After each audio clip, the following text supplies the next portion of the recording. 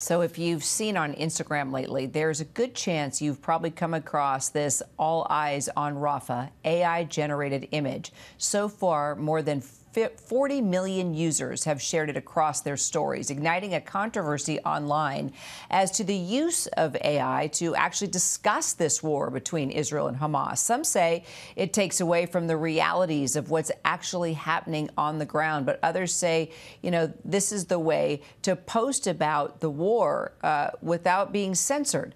Our tech and AI reporter, Emanuela Saliba, joining me now. So let's talk about why this image has received so much traffic.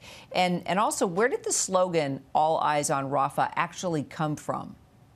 Kira, there are several reasons why this particular image is gaining so much popularity on Instagram.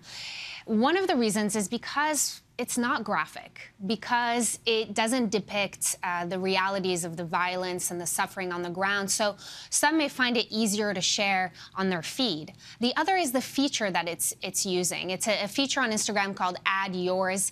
It's on Instagram stories, and it's just a click of a button for people to easily repost this image. So now it's got over 40 million, I think close to 44 million users sharing it on their own stories, contributing to how viral it's going. And then the third reason is because it's probably, as you mentioned, bypassing a lot of the filters that Meta has in place on their platform that holds back violent or graphic imagery because it's against their policy. So this may be bypassing those filters, and it's making it easier for people to share.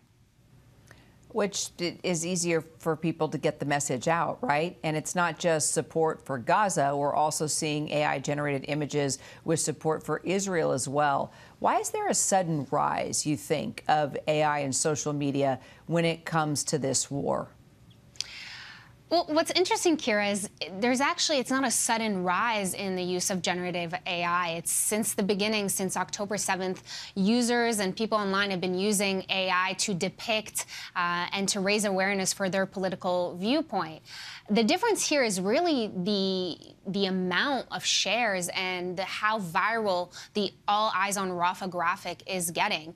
The Israeli response, the pro-Israeli accounts have created their own as a response to the All Eyes on Rafah, but they just haven't gotten the same amount of traction. I think what's really interesting in this case is that when we look at these images, anyone can see clearly that they're not real images. So AI here isn't being used to deceive.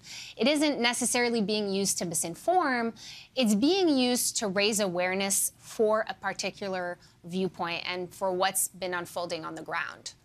As I look at those images right now, these three images, as you are describing how it's being used, I mean, my first reaction is, oh, it looks like I'm about to watch a documentary. Like a graphic has been made up to pull me in to watch a film or a documentary or a deep dive into the subject matter. Very much so. They're sort of generic. They don't have any, graphic or violent imagery, which some activists and some people who are seeing this unfold on the ground are saying this is not a true depiction of what's happening. It's taking away from the realities. Our visual verification team here at ABC has been going through all of the footage from Rafah, and they are distressing and they're traumatic. And, we've been reporting. And so some argue that this is taking away from it. But the reality is, after the All Eyes on Rafah image was shared, over 200,000 searches on Google of people looking for the meaning of All Eyes on Rafah, where the slogan comes from, what does it mean? And perhaps it's drawing more attention to the realities on the ground.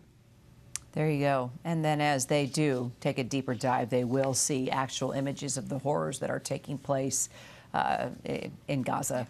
Emanuela Saliba, thank you so much. Appreciate it. Thank you.